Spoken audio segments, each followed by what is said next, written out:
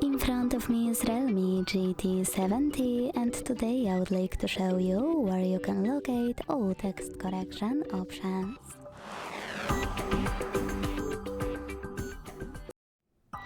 Begin by opening Devices Settings.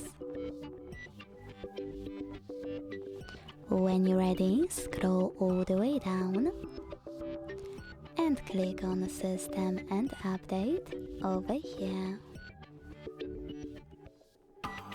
Following that, click on Keyboard and Input Method, Manage Keyboards, and Gboard.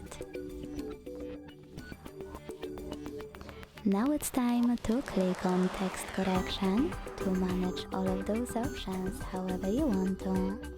One of those options is called Show Suggestion Strip. If you want to, you can activate it by clicking on gray switcher right next to it and then access your keyboard. Now thanks to this gear icon at the top of it, you can access text correction options much faster.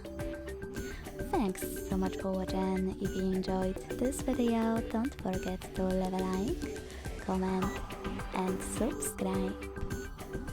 Bye!